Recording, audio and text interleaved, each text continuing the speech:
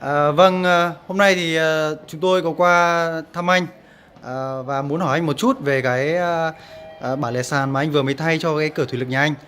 Cho tôi hỏi một chút là anh có thấy sự khác biệt gì sau khi sử dụng cái bản lề sàn Nacon có thể mở gập sát tường, mở quay 360 độ so với cả cái bản lề thủy lực trước đây anh đang dùng. Anh có thể nói cái sự khác biệt giúp tôi được không ạ?